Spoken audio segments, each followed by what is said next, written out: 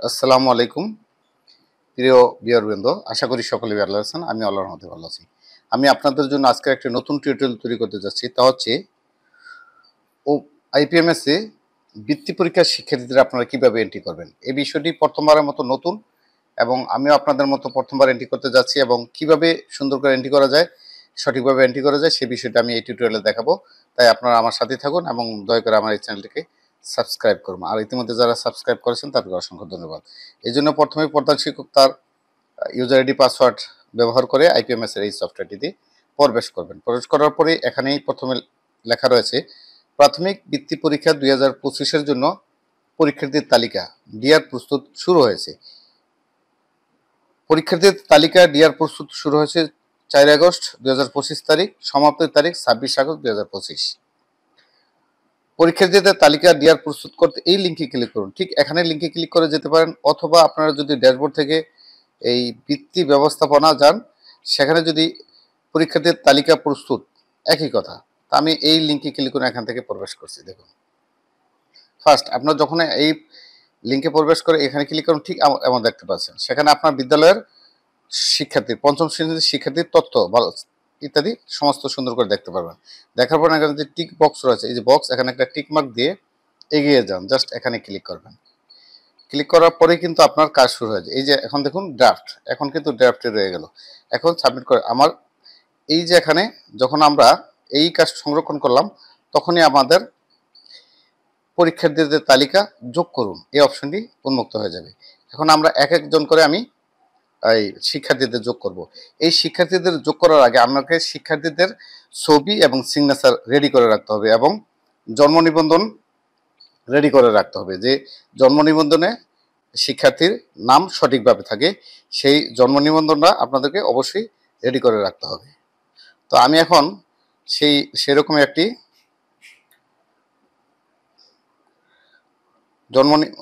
সবগুলো কিভাবে রেডি করে রাখছি সে বিষয়টি আমি আপনাদের এখন দেখাচ্ছি। তো এই জন্য আমি দেখুন প্রথমে কি করে রেখেছি, আমি একটি ফোল্ডার তৈরি করে রেখেছি। সেখানে শিক্ষার্থীর আমার এই যে এখানে 7 জন শিক্ষার্থী রয়েছে, 7 জন শিক্ষার্থীর আমি কি করে রেখেছি দেখুন, আমি সমস্ত তথ্য রেডি করে রেখেছি। এই তথ্যগুলো, এই যে আফরিন, তার ছবিটা আমি একটু দেখাই। ছবিটার সাইজ কত, স্ট্যান্ডার্ড সাইজ হচ্ছে, আমি একটু ভালো করে দেখাচ্ছি। দেখুন এই ছবির প্রপার্টিজে যাই, এই ছবি 56 কেবি, অর্থাৎ ছবির ডাইমেনশন 300 পিক্সেল বাই 300 পিক্সেল এবং ছবির সাইজ হচ্ছে 56 কেজি, অর্থাৎ 100 কেবির নিচে থাকতে হবে।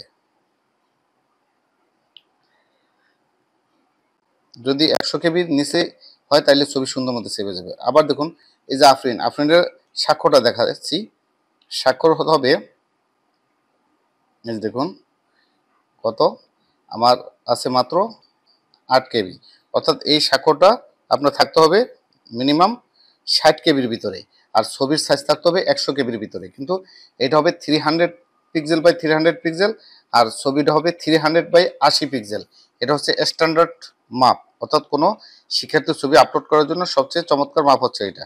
এখন আমি আইপিএমএস আমার সফটওয়্যারে ফিরে যাই, যে সফটওয়্যারটি আমি এখন আপলোড করব। দেখুন এখন এই যে আমি তো ইতিমধ্যে আমার শিক্ষার্থীদের তথ্য রেডি করে রেখেছি। এখন আমরা এখান থেকে তথ্য যুক্ত করতে থাকবো। তাহলে প্রথমে পরীক্ষার্থীদের তালিকা এখানে যোগ করুন, জাস্ট এখানে ক্লিক করবেন। ক্লিক করার পরে কিন্তু এই যে অপশনটি উন্মুক্ত হয়ে গেল সুন্দর মতো। এখন প্রথমে নাম লিখতে হবে ইংরেজিতে, অর্থাৎ আপনার শিক্ষার্থীর নাম আপনি প্রথমে লিখবেন ইংরেজিতে। ইংরেজিতে আমি আমার শিক্ষার্থীর নাম লিখতেছি।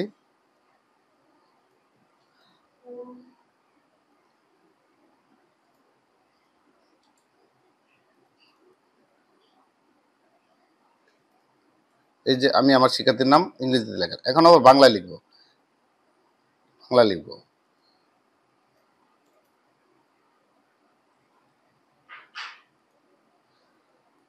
আমি ইংরেজিতে লেখার পরে তার নাম আবার বাংলায়। আমি একজন শিক্ষার্থীর তথ্য আমি আপনাদেরকে দেখাবো, আপনারা যাতে এভাবে এন্ট্রি দিতে পারেন।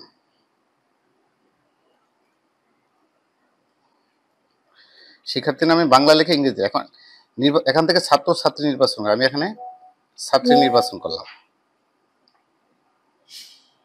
এরপরে এখানে পিতার নাম, পিতার নাম আপনার বাংলা লিখবেন।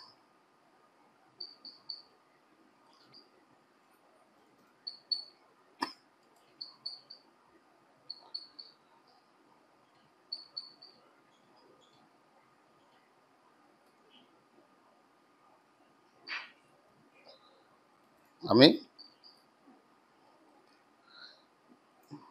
পিতার নাম লিখলাম।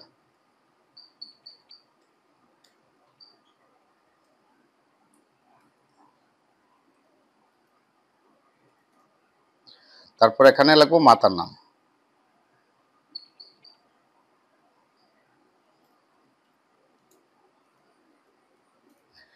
পিতার নাম মাতার লেখা, তার অবশ্যই জন্ম তারিখ। আপনারা অবশ্যই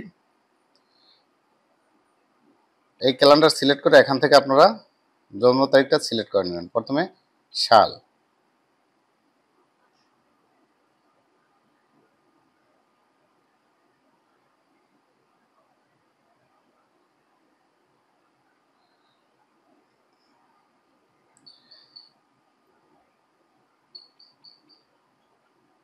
এভাবে ক্যালেন্ডার থেকে আপনারা জন্ম তারিখ সিলেক্ট করে নিলেন। নেওয়ার পরে এখানে স্থায়ী ঠিকানা দেখুন, গ্রাম, ইউনিয়ন, পৌরসভা, ওয়ার্ড লেখা রয়েছে। গ্রাম আমরা লিখলাম।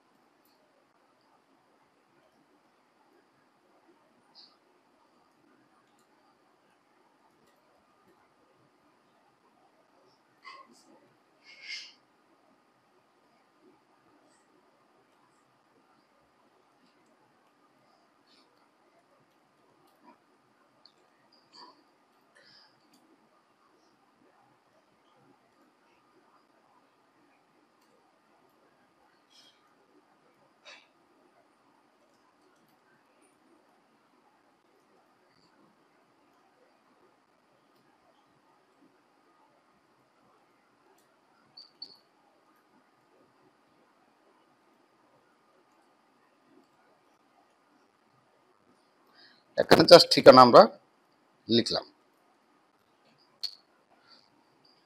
এরপর ধর্ম এখান থেকে আমরা সিলেক্ট করে নিব।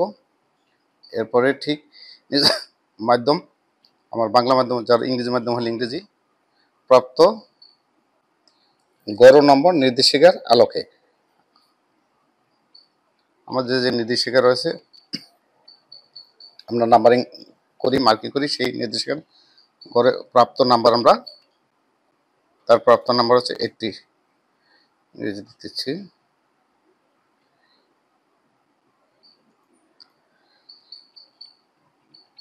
80। এরপরে বিশেষ চাহিদা সম্পন্ন কিনা আমি দেব না। তারপরে রয়েছে উপবৃত্তির সুবিধাভোগী কিনা, হ্যাঁ সে উপবৃত্তির সুবিধাভোগী। তো এখানে এই তথ্যগুলো আপনারা চেক করে দেখবেন। এরপর আপনি ছবি আপলোড করুন, জাস্ট এখানে ক্লিক করবেন। ক্লিক করার পর আমি যে ডেস্কটপে ছবি রাখছি, একটা ফোল্ডার রেখেছি, ইতিমধ্যে আপনারা দেখেছেন। আমি এখন সেই ছবি, এই যে পিকচার অ্যান্ড সাইন, এখানে আমি প্রথমে এই যে জান্নাতুলের আমি ছবি আগে 300x300 ছবিটা আমি সেভ করে রেখেছিলাম। এখন দেখুন এই ছবিটা আমি সুন্দর করে এভাবে সাইজ করে আমি বসায় দিতে পারবো। আপনার ছবি যেটা থাকবে সেটাকে আপনি এইভাবে আপনারা সুন্দর করে বসায় দিবেন। বসায় দেওয়ার পরে যে একটু বড় করতে পারবেন প্লাস চিহ্ন দিয়ে, আবার ছোট করতে পারবেন মাইনাস চিহ্ন দিয়ে। তো যেভাবে সুন্দর বসে মাইনাস দিয়ে, যাতে ছবিটা ঠিক মিডল পয়েন্টে থাকে, এভাবে আমি আমি জাস্ট ঠিক আছে এখানে বসে দিলাম। দেখুন ছবিটা কিন্তু চমৎকার নিয়ে নিচ্ছে। এখন আমরা সিগনেচারটা, এই যে দেখুন ছবি স্বাক্ষর আপলোড করুন। আপলোড করার পর এখানে এই যে জান্নাতুলের এই যে স্বাক্ষর আমি ইতিমধ্যে 80 pixel by 300 pixel by 80 pixel করে রেখেছি। এই যে দেখুন এটাকে আমি নিয়ে নিলাম। নেওয়ার পর এই যে ছবিটা দেখুন, এখন ছবিটা কিন্তু স্বাক্ষরটা আমরা সুন্দর করে বসাতে পারবো। জান্নাতুল ফেরদৌস, দেখে একটু বড় করতে পারি কিনা আমরা, জান্নাতুল ফেরদৌসের জান্নাতুল ফেরদৌস, আমরা এই ছবিটার ক্ষেত্রে দেখি আমরা আরও অপশন আছে কিনা, আবার ছোট করতে পারি কিনা। ছোট করেছি, এই দেখুন এখানে অপশন রয়েছে ছোট করার। ছোট করে আমি একটু সরিয়ে নিলাম, এই দেখুন এখন কিন্তু সিগনেচারটা সুন্দর মতো সেট হয়ে গেল। জাস্ট তারপরে যেখানে ঠিক আছে, এখন দেখুন জান্নাতুল ফেরদৌসের ছবি এবং সিগনেচার সুন্দর মতো নিয়েছে। নেওয়ার পরে এখানে কিন্তু আমার সমস্ত তথ্য অলরেডি ফিল আপ হয়ে গেল। জাস্ট আমি কি করব, সাবমিট করব। দেখুন সাবমিট করে দিলাম। সাবমিট করার পর বলা হয়েছে আরেকজন পরীক্ষার্থী যুক্ত করুন। তাহলে আমি আবার এইভাবেই ঠিক অটোমেটিকলি আমি পরীক্ষার একজনের পর একজন করে আমরা সমস্ত শিক্ষার্থী, যে আমার যে কয়জন শিক্ষার্থী রয়েছে সে এই শিক্ষার্থী আমি তালিকায় যুক্ত করব। এবার ওই যে পরীক্ষার্থীর তালিকা এখান থেকে দেখতে পাবেন, এই যে এখনো কিন্তু এই যে শিক্ষার্থী একজন মাত্র আমার তালিকা যুক্ত হয়েছে, কিন্তু আমরা একজন দেখতে পাচ্ছি। কিন্তু আমি যদি মনে করি যে আমার এখানে কোনো দণ্ড ভুল হয়েছে, এই ড্রাফট থেকেও কিন্তু আবার এই যে ড্রাফট এখানে রয়েছে, দেখুন আমরা ড্রাফট থেকে আমি আবার দেখাচ্ছি। হ্যাঁ, এই যে দেখুন, দেখুন আমার একটা জিনিস, অংশগ্রহণের হার 30%, অর্থাৎ আমি একজন শিক্ষার্থী মাত্র যুক্ত করেছি, তাতে এখানে শো করছে 3% অংশগ্রহণের হার। তাহলে আমাকে সর্বোচ্চ 40% অংশগ্রহণ করতে হবে। তো এই 40% শিক্ষার্থী অংশগ্রহণ করার জন্য আমরা সমস্ত আমার ওই যে 29 জন শিক্ষার্থী, সেই অনুযায়ী যখন আমি সকল শিক্ষার্থী এখানে এন্ট্রি করব, তখন আমি পূর্ণাঙ্গ সাবমিট করতে পারবো। অর্থাৎ তখন এখানে 40 অংশগ্রহণ দেখাবে 40%। এরপরে আমি যে জিনিসটা দেখাতে চাচ্ছি, যে যদি আমার এই জান্নাতুলের কোনো কারণে ভুল হয়ে থাকে, মনে করেন আমি এখন এন্ট্রি দিয়ে দিচ্ছি, এখন মনে হলো যে না ওর কোথাও একটা ভুল করেছি, পিতা মিল্লাত হোসেন বা এখানে কোনো একটা ভুল হয়েছে, মাতা তার নাম মাতার নাম, এখানে আমার কোথাও একটা ভুল হয়েছে, তখন এই যে এখানে ম্যানেজ অপশন রয়েছে, ম্যানেজ অপশনে গিয়ে এখানে লেখা রয়েছে পরীক্ষার্থীর প্রোফাইল দেখুন, পরীক্ষার্থীর প্রোফাইল আপডেট করুন। জাস্ট এই আপডেটে ক্লিক করবেন। আপডেটে ক্লিক করার পর আবার কিন্তু আপনি এই জান্নাতুলের আমি চলে গেলাম, এখানে গিয়ে আমি আবার এডিট করতে পারবো। এডিট করে আমি যে কোনো একটা তথ্য হ্যাঁ না দিতে পারবো। এখান থেকে আমাকে আবার দিলাম হ্যাঁ, দেখুন এখন দিয়ে আমি আবার জাস্ট আপডেট দিয়ে দিলাম, তাহলে কিন্তু আবার তার তথ্য পরিবর্তন হয়ে গেল। পরীক্ষার্থীর তালিকা প্রস্তুত হয়ে ফিরে যান। এখন ফিরে গিয়ে আমি আবার নতুন একজন শিক্ষার্থী, এই যে পরীক্ষার্থী যোগ করুন, এখানে যোগ করার পরে আমি আবার দ্বিতীয় আমার যে শিক্ষার্থীর নাম সেটা আমি আবার এখানে প্রথমে ইংরেজিতে লিখব, আফরিন